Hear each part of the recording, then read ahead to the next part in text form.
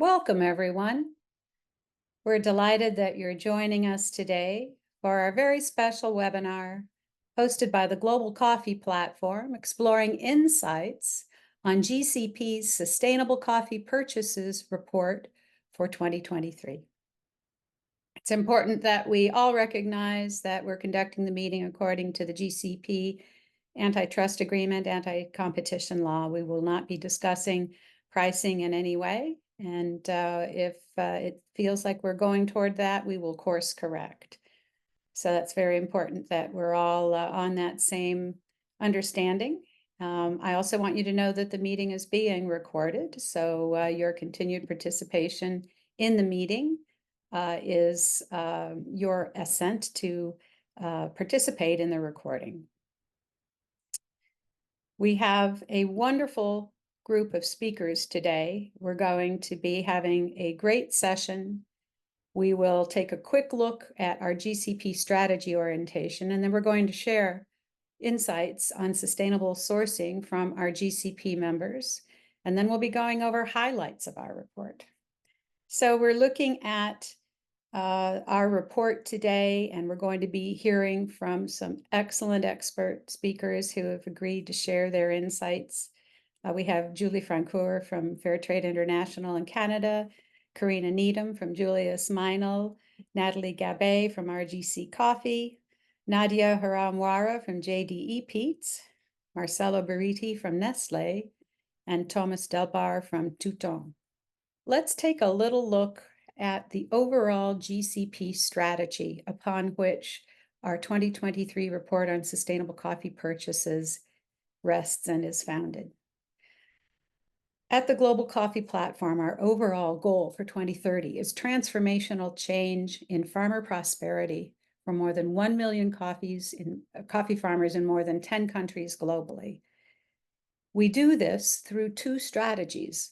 One is a local strategy focused on collective action for farmer prosperity, founded in the 6 country platforms we have in our network in Brazil, Honduras, Kenya, Uganda, Indonesia, and Vietnam.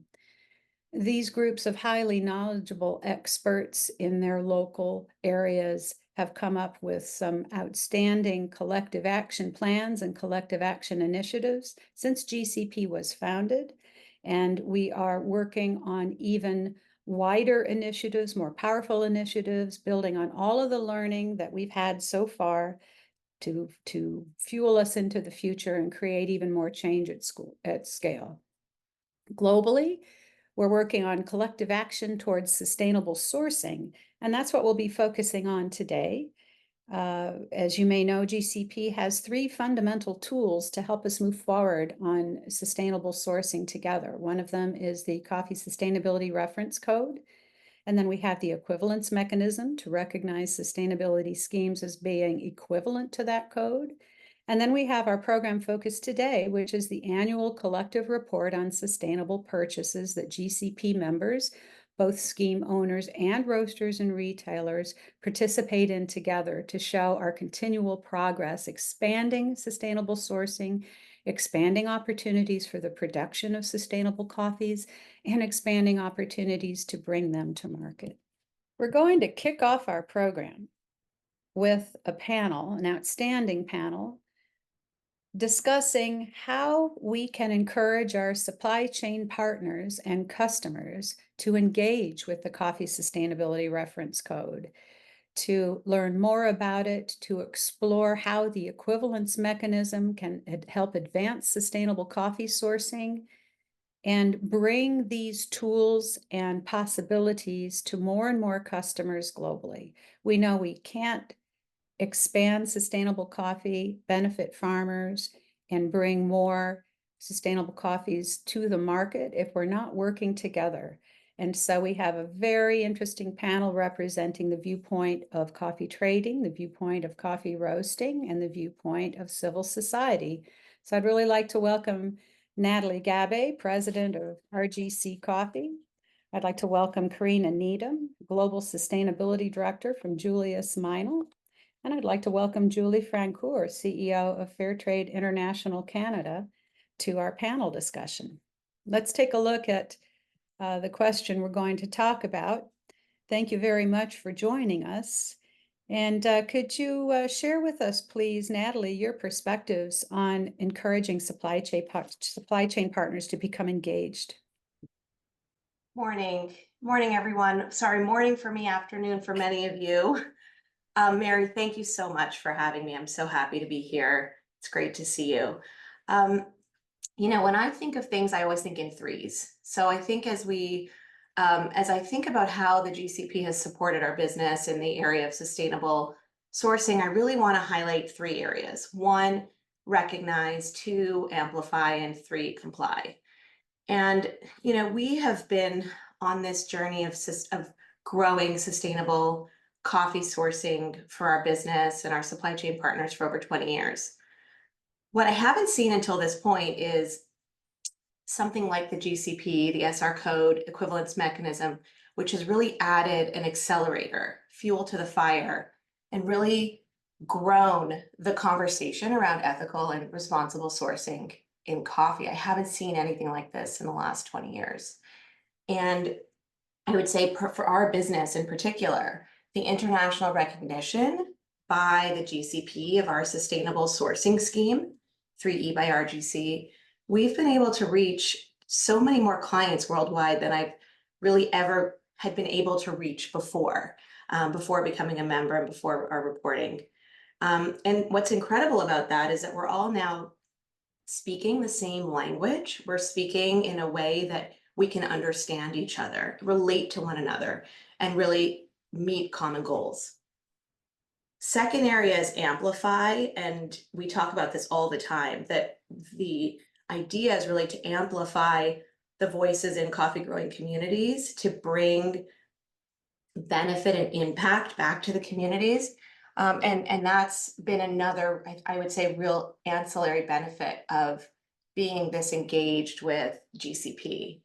And then the third is comply, right? On everyone's minds these days is compliance.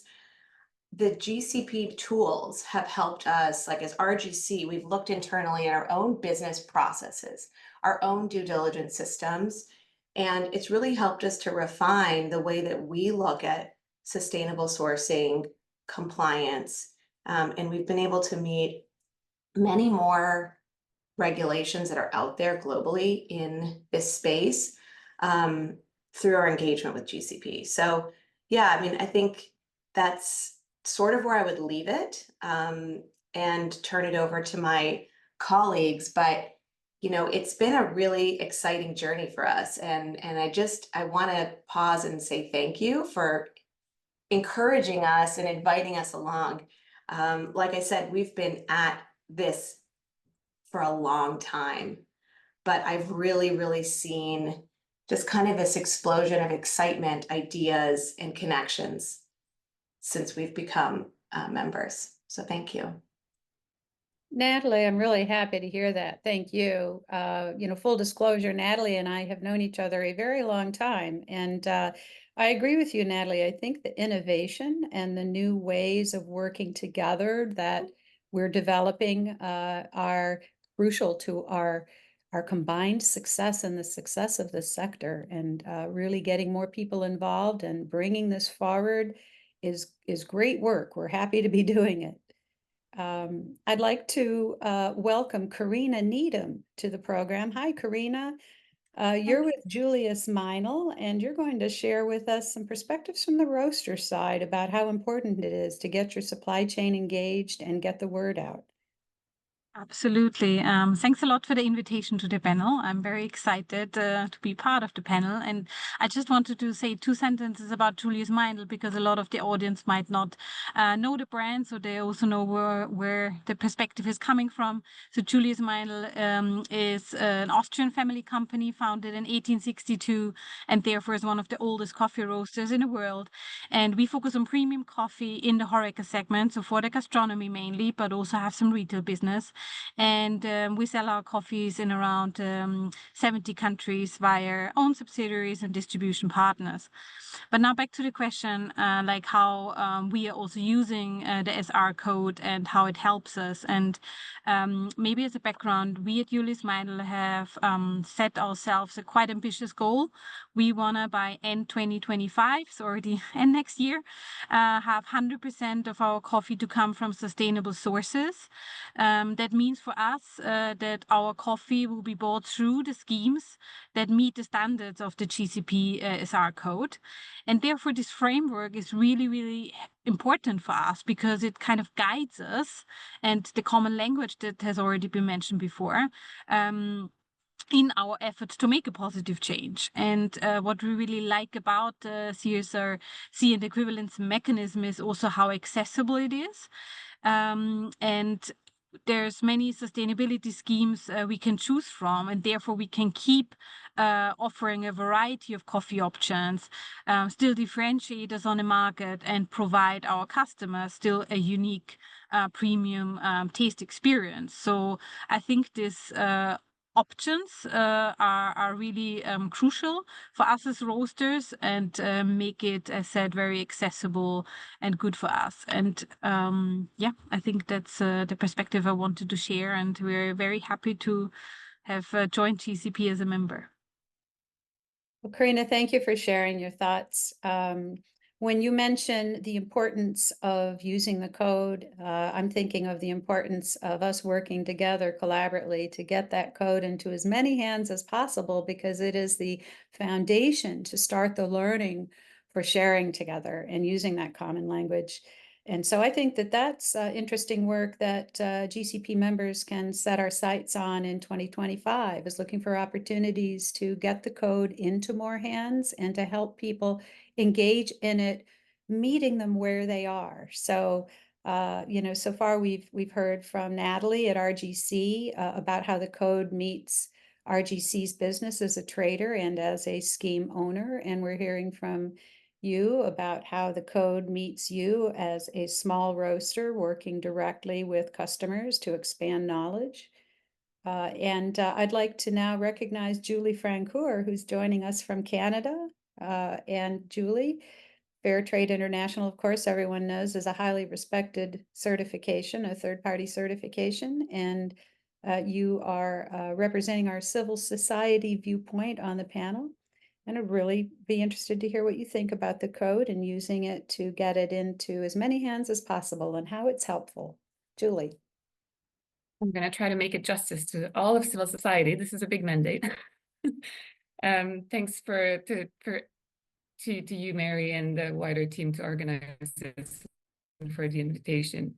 In Fair Trade, we've been working with over 200 products, but of course, everyone knows that coffee is our history and is our heart. We've been working in fair trade coffee with fair trade coffee farmers for more than 30 years. And, you know, if you recall, quite a while ago, the whole coffee industry declared it wanted to be the first sustainable agricultural product. And in a sense, it means that we need then a common language. What do we mean if, as a whole industry, we want to be able to be calling ourselves the first sustainable agricultural commodity? We need common words, we need common definitions, we need a common set of objectives, and ideally even measurements and goals. And for us, we work with companies that sometimes don't have, or come to us not having a common set of language around what it means to be doing sustainability, or what they think they understand by responsibly sourced. Or that they invent their own words, sometimes even outside of the scope. And so to start having something that the whole industry looks at as, this is at least a baseline. If you're going to call yourself sustainability in coffee, then at least you should meet this. And to really create a baseline for what sustainability, at least at coffee production and primary processing levels, should be and should look like. We really see the coffee sustainability reference code as the floor of what should be considered acceptable in coffee. So we really hope that everyone, you know, comes in if we want to make the whole industry sustainable. As Fair Trade, we're co-owned by all the farmers that we certify, and they're a very loud voice in our system. So we always look to see how we can create even more livelihood impact and then how we collectively raise the bar in the coffee industry. And so we see, for example, the sustainable purchase report that you'll talk about later as one of the big tools towards that, to bring transparency. How do we help people to continue the journey from part of the code to walking along that journey of continuing to raise the bar? We really believe in the importance of sustainable procurement practices. So this is a really big part of how do we continue to understand what sustainability means. In the rising context of legislation and greenwashing claims, both consumers and farmers need us to have a common language, need us to be solid in our claims, be solid in what we say. And at Fairtrade, we're definitely looking to see how GCP and a global coffee platform will continue to position itself in a context where words sometimes can be cheap if we don't define them solidly. And so we really hope to continue to be a part of this, of how the benchmarking approach evolves and what it means for an organization or a standard setting organization like us to be measured and to be seen by amongst our peers, if you want, amongst other third-party certifications or with second verifications as well.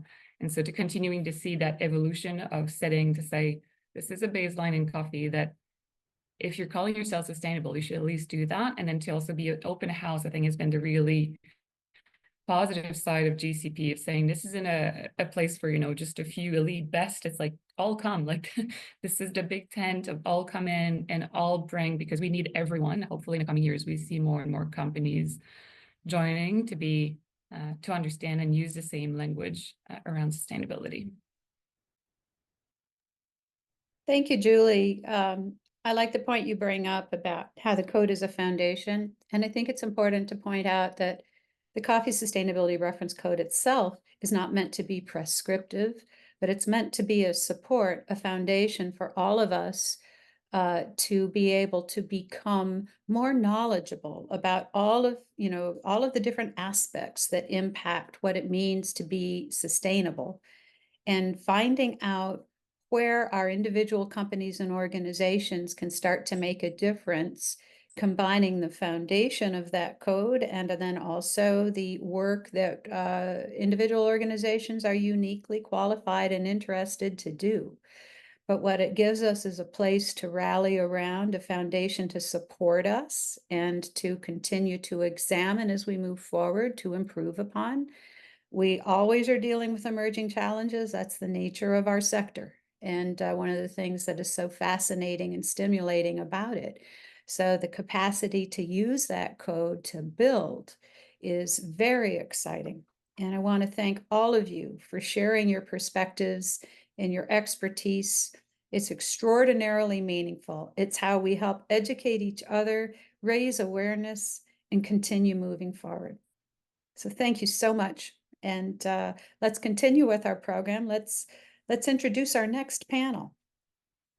We are delighted to have three more outstanding experts with us today. I'd like to introduce Thomas Delbar, Sustainability Director, Coffee and Ingredients from Touton.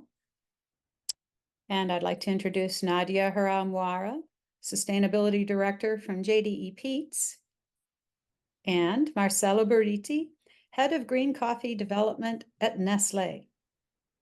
So this panel overall is going to look at taking the code to the next level. Can we go back one slide, please? To the question. Thanks, Caroline. Taking the code and the equivalence mechanism to the next level, looking at how the GCP Sustainable Coffee Purchases Report in 2023 and any other year helps raise awareness and supports all of our mutual customers to advance our understanding of and become better champions of sustainable sourcing.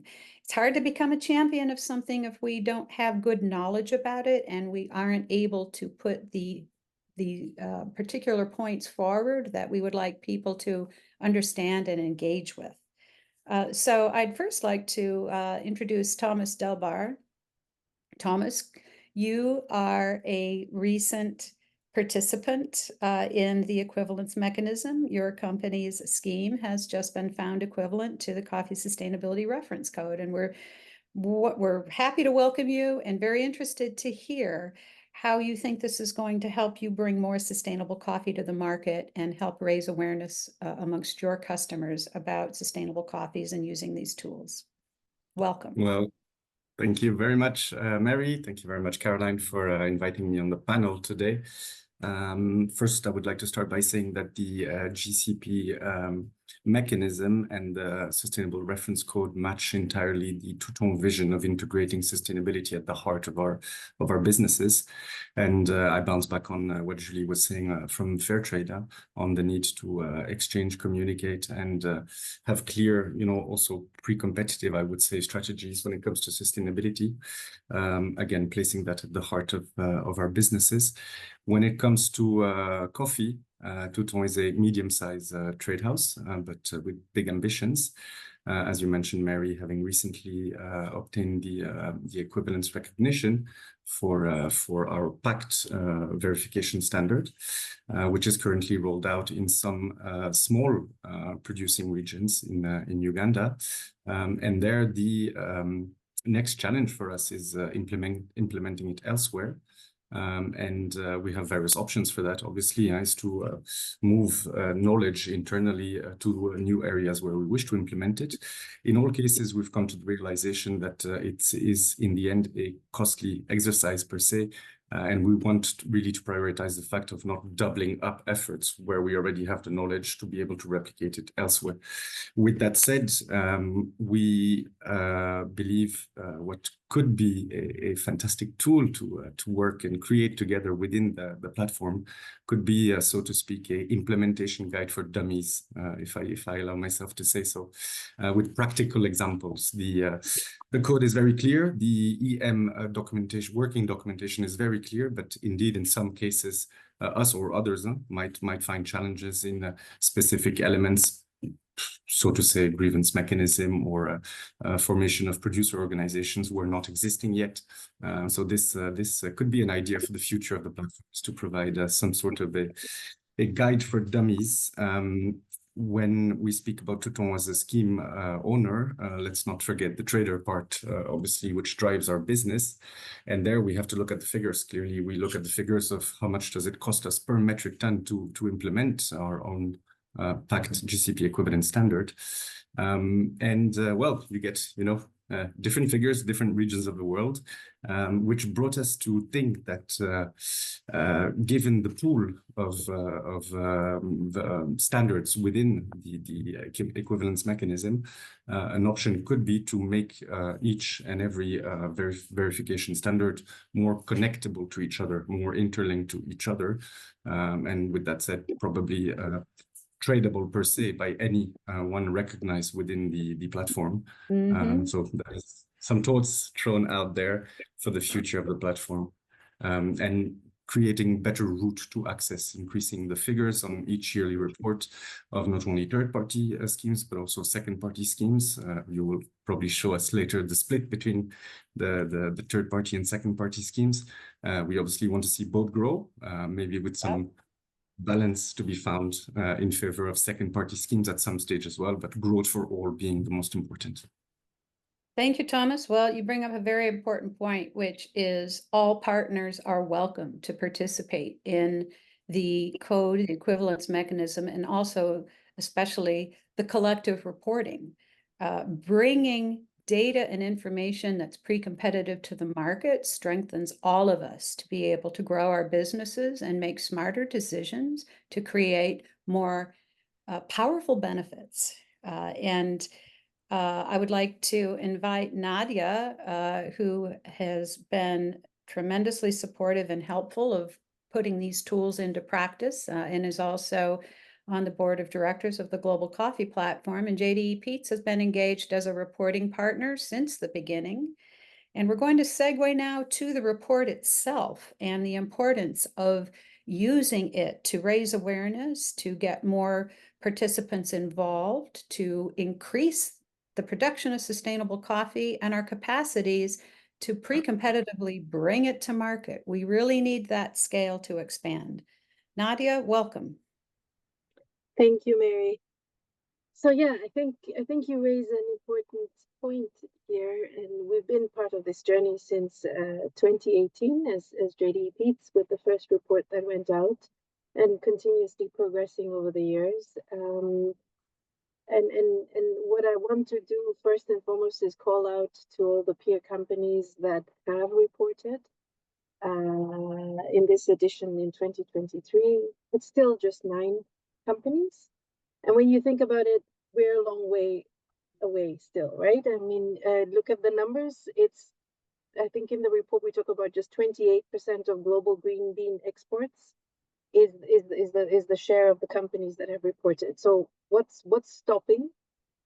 What is hindering everyone else from joining this journey? You've heard all of the people that have spoken. There's tools, there's collective action, there's collaboration. So what is happening that we can't actually get more companies, more retailers to join this journey? And if I sit now, as you were speaking, Mary, I was thinking the next big thing that we need to do is probably get the code more familiar with institutions, with public partners. It also would answer Thomas's prompt there, which is for many years, Julie is a long-term colleague of mine back in my own fair trade days. We've established an amazing system of certification that people know, but this whole new wave of schemes that are coming out that are undergoing the rigorous checking and vetting that we are aware of through the GCP and the work with ITC. How do we then get this out there so that intenders, retailers, and others are aware that as a sector, as the coffee sector, we have come together, we have aligned on a common language of what coffee sustainability looks like, and we have a recognition of different actors that are providing tools and services. Because if there's one thing that is absolutely crystal clear in my mind, is there is room for competition in coffee and differentiation, and we will all use that. But on this one thing that we are all united in as members of the GCP is securing the future of coffee, which is farmer prosperity and nature that is thriving. And there, we shouldn't be competing. We shouldn't be saying that is better, that is worse. That is why we have a reference code that brings us together. And that's why we have all of these tools. And now even more excitingly is the action plans at country level that the GCP is putting out together, where we can come together, put in our investments, in addition to whatever individual investments people are making. As JDE Peet, we are investing in our Common Grounds program, but that doesn't mean that we can't also invest in GCP programs, because collectively we will be able to advance coffee sustainability. And I think my one call out is, if we're here, the companies that are reporting, that are equivalent, why aren't the others here? What is stopping you? And I think I said it last year. I didn't want to be sitting here this year. I wanted to see a new company reporting. Marcelo, you'll be smiling. We need new faces. We need new actors to come in and report, because there's many more companies out there that are sourcing sustainably or responsibly, and we need to hear their story as well. Thank you, Nadia. And the good news is that we do have new actors coming in. We have a new roaster reporting this year, new retailer, reporting this year. And we also have new scheme owners coming on board with the equivalence mechanism. It's not enough yet, but it is promising to see the uptake that is happening. And I think you raise a very important point, is how do we get this information into more hands so that people can start to work with it and join? We are not going to make the progress at scale that we need to make without that pre-competitive collective commitment. So come on and become part of it, and we welcome you and we need your input. And with that, I would like to turn the program over to Marcello Buriti, and I would also like to recognize Marcello's long service as a director of the Global Coffee Platform over the past years.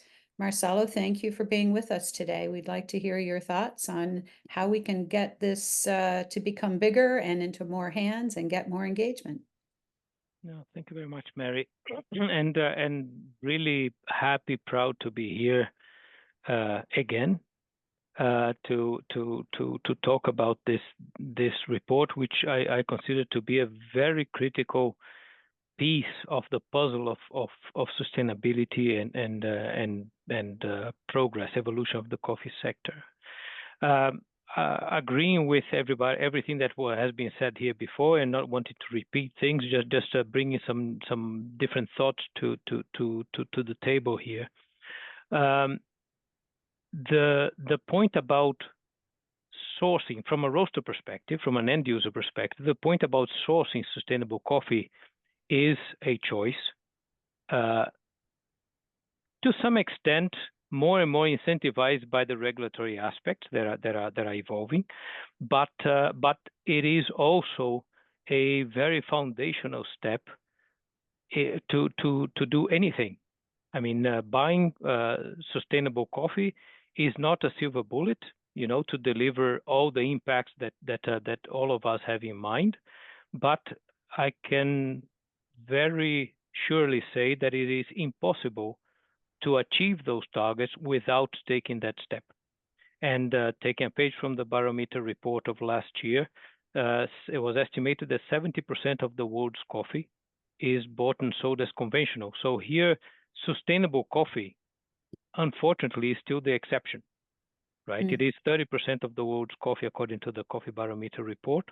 And as this foundational step, the whole industry needs to gradually but progressively move away from conventional coffee. I mean, conventional coffee, I compare it to a black box. You know, you know the coffee because you receive it, you know who sold it to you.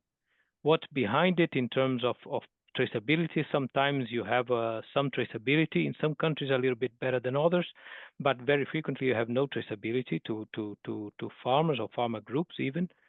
And there has been no external checks on sustainability practices, so you can actually not say anything about it. So the whole sector needs to gradually move away from conventional coffee, and that lifts the whole sector, because everything, let's say not everything, but a lot of it starts with demand, right? If the colleagues here from Touton, from RGC Coffee, from Fairtrade, from everyone, producers that are hearing here, if there is no market to it, then let's say you make the efforts, you do things, but you know the real lift would happen with everyone agreeing to take that step and creating that demand. So I would invite, as you mentioned, all the other roaster, retailer, GCP members to take this step. This report also, I think it's quite unique because it's voluntary. Actually, it's another choice. Actually, you can be buying sustainable coffee and not choose to report. I understand that some roasters, some end users have some hurdles to jump in terms of this on that decision to report. And but I would encourage all the members to choose to report. I would invite also all the roasters and retailers out there to actually join GCP to be able to have that choice to report as well. And as well on the other schemes, responsible sourcing, sustainable sourcing programs that are out there, inviting them also to get recognized, because this is again it's quite an important point of credibility and again, it's not a silver bullet, but it's a piece of the puzzle. And the last thought that I would like to leave with you is that this point about baseline code, you know, what I will say next, Mary and Nadia, at least, baseline term can be very misleading, because it when you talk about something that is baseline, many people come to mind as being the stage zero of the journey. And actually, it is not. The stage zero of the journey is much lower than what the sustainability reference code is. There are schemes that actually go through the process and don't get validated or recognized. And a lot of farmers out there, unfortunately, don't meet that reference code level. And so, in that sense, let's say it is this tool also can serve as a guide to lift that zero or that lower base into that call it sustainability space, which is very broad. It goes from that point upwards, but there is a it's not the point zero in the journey of sustainability by any means. So just some thoughts, but again, very happy to be here, very honored to report, and again, happy to see more people joining, more companies, more at all levels. Very happy for the report also to serve as sort of a window display for the responsible, so also the sustainable sourcing schemes as well, so that people can know more about it and have the links there actually to take a deeper dive into each of them. I think this is also something that is quite useful as well for the sector as a whole. But thank you very much. Thank you. And I want to thank Thomas, Nadia, and Marcelo for bringing up the important points about the words that we use matter.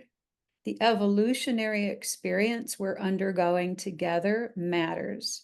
And we very much need the input from all partners in the sector. We need and want more members so that we can continue to smartly and sensibly shape our approach as our code and tool and reporting participation expands. This is something we're shaping together, and I can't emphasize that more. I think everyone on every panel agrees with that. So your participation is important. I'd like to turn the program now to the meat of our discussion, which is the discussion of the 2023 Sustainable Coffee Purchases Report. We have some very interesting information to share, and the person who's going to share it with us is Carolyn Glavka. I would like to introduce her. She is our Senior Manager of Member Relations. She's going to give us a little overview on the sustainable sourcing approach that we're working on and have developed, and then share great highlights. Caroline, welcome. Thanks a lot, Mary. So I'm going to give you some facts and figures. Please buckle up. It's only a few highlights, but before we dive in, let's step back and take a look at the tools we've mentioned in GCP's sustainable sourcing approach just very quickly again. So we've been talking already a little bit about or actually quite a lot, about the Coffee Sustainability Reference Code. Short, we also mention it as Coffee SR Code, which is defining principles and practices on economic, social, and environmental aspects. And it's really defining it's for production and first stages of coffee processing. Closely linked to that is the equivalence mechanism, which is a framework to assess if a sustainability scheme or program can be considered as equivalent to the Coffee SR code, plus it adds on a set of operational criteria. The schemes and programs that have been found equivalent are then eligible to be reported on. And Happy Jubilee, we see here the 5th edition. You see the previous reports as well here by the roasters and retailers that have reported. But actually, what have they reported on? We've heard about the third and second party schemes. So here we have the ones, we're only showing here the ones that have been eligible for reporting on 2023 coffee purchases. So we have 4 third party schemes and 15 by now second party schemes that are equivalent to the Coffee SR code. More as we sit here, already additional ones have been recognized already and will be then eligible for the next reporting on 2024. And there are additional ones undergoing the process as we sit here. So now we come to some figures, and starting off, it's a bit small, so I'll read them out again. The roasters, the 9 roasters and retailers that have reported, it's JDE Peet, Julius Meinl, Keurig Dr Pepper, Melitta Group, Nestlé, SUPRACAFÉ, and the new roaster reporting here, Taylors of Harrogate, Tesco and Westrock Coffee. These 9 have reported a total of 1.8 million metric tons of sustainable and conventional coffees.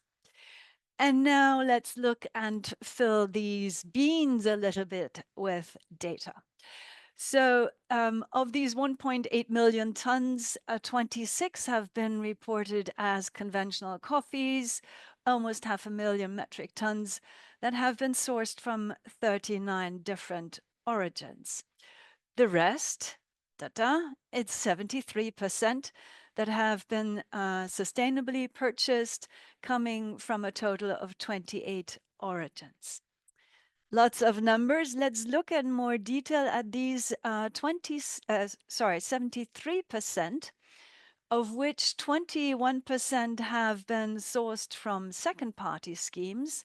That's 395,000 metric tons, and almost 1 million comes from third-party schemes, making up 52% of the total here, the 73%. So 19 schemes and programs already sustainable that these 9 roasters have sourced from. And let's look at that one more time here in greater depth. So a large part already of these 9 roasters, 73%, is being sourced sustainably, and a smaller part, 26%, of conventional coffees. So Nadia has mentioned an interesting point that we disclosed in the report, which is that the total coffee purchases, the 1.8 million metric tons, make up 28% of the global green coffee exported. If we only look at the sustainable part, it makes up 20%. So the invitation, I think almost mentioned by everyone to join in, is out there to increase that and get larger amounts of sustainable coffees in here, which really we can see in this chart a lot of numbers in here. So I like to get you focused on this part here, on the conventional part, which we see in relation has decreased over time. So this brown part here, the conventional part, in these pie charts over time has been reduced by the sustainable part, the green parts here, which then, of course, on the other side, we have seen increase over time. Let's look at the top 10 origins from which sourcing the coffee purchases have been done. It's pretty much looking the same as the previous report, with the largest origins being Brazil, Vietnam, Colombia, Indonesia, Honduras, and then India pushed itself before Peru. And then the order is a bit mixed, but I'm glad to see at least one African country in here. Uganda, going back to the diversity that we want to keep. So we also see that sustainable coffees from the previous year, 34, has gone back to 28, whereas conventional coffees has stayed pretty much the same. So let's do more. Let's keep up that diversity. Let's do better next year, hopefully. The next chart is super interesting because it's totally new. It's totally new in that sense that second-party schemes here for the first time delivered self-reported figures. You see them, of course, here in an aggregated form. The third-party schemes have delivered these figures already in the previous report right from the start, but this left part here is quite new. So for the first time, we're getting here a total number of farmers. We're seeing how they're split up between male and female, looking pretty much the same or similar between second and third party schemes. The number or percentage rather of smallholder farmers in their hectares of coffee production covered by the schemes, as well as the production is 60 kg bag. So this is a really encouraging as the sector is looking for more common metrics it can report on. Something to be developed out. I especially, flying with me through this, I especially like the last chart here I'm sharing. And please do take a minute to go to the report itself, because you will find additional information and more breakdowns of these sustainable coffee purchases in the report itself. But here, this is another new picture that we're showing, which shows where in the coffee belt the sustainability schemes are already active. So it's I find a beautiful picture of showing in dark green here the third party schemes, and in the lighter green the second party schemes. So this really enables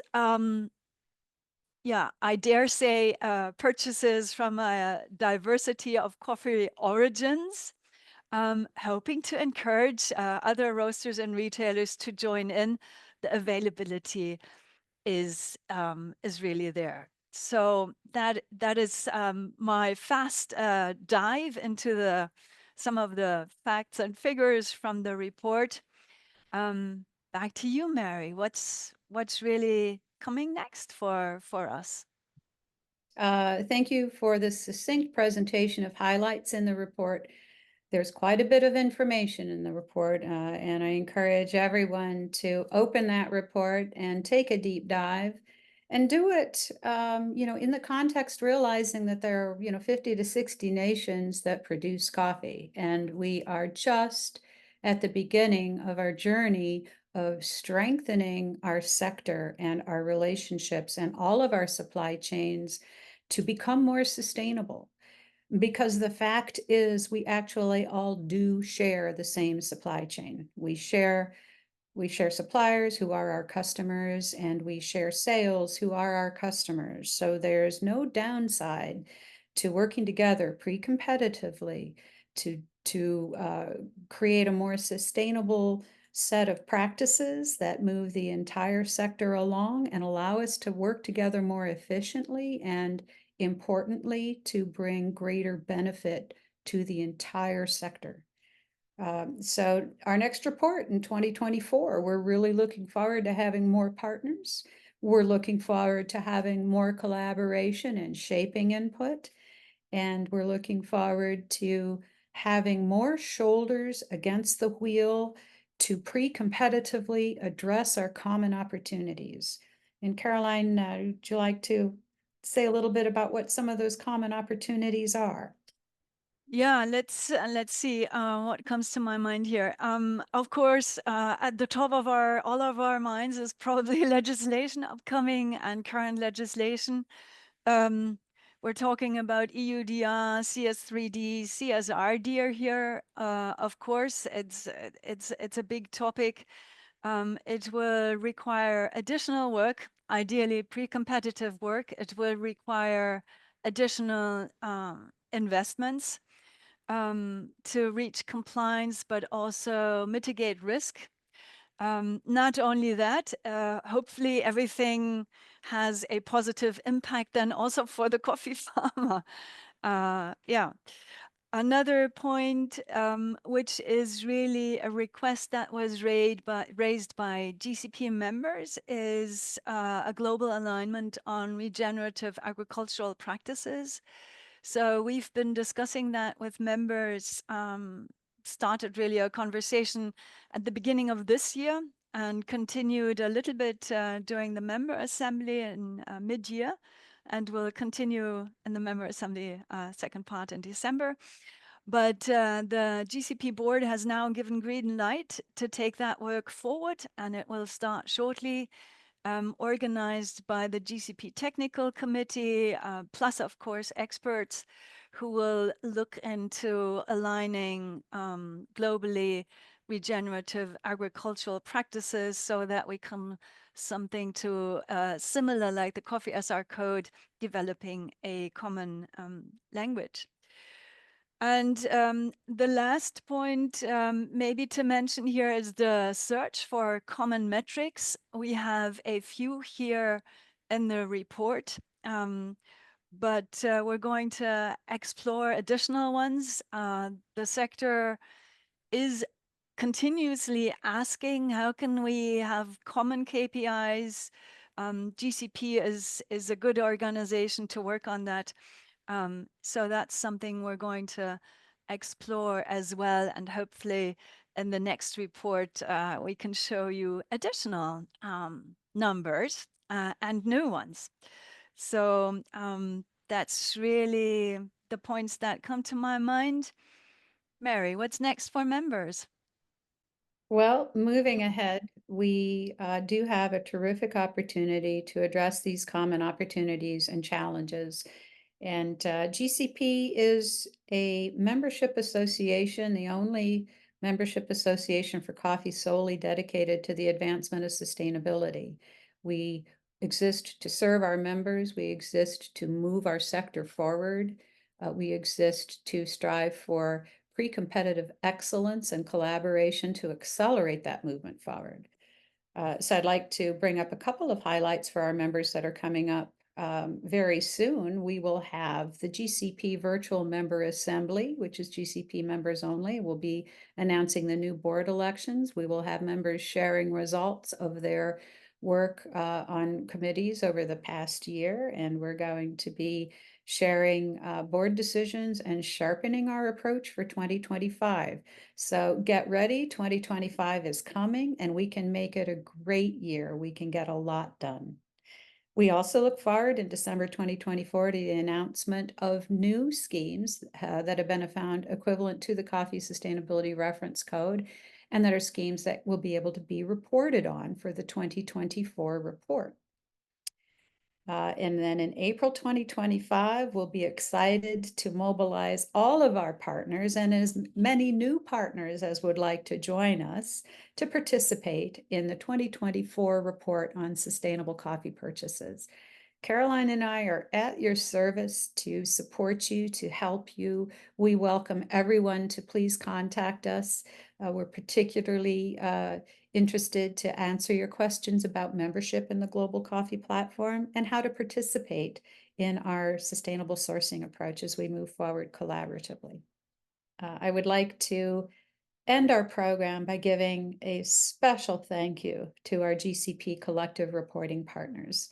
Thank you, JDE Peet, Julius Meinl, Keurig Dr Pepper, Melitta, Nestlé, SUPRACAFÉ, Taylors of Harrogate, Tesco, and Westrock Coffee.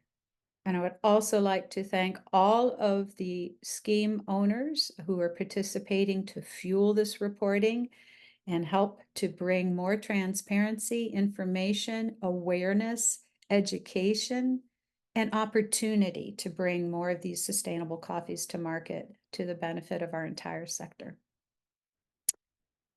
Thank you, everyone, for your attention. We hope this has been a valuable experience for you, and we invite you to please contact us with any questions you may have. We're open for all kinds of good discussions.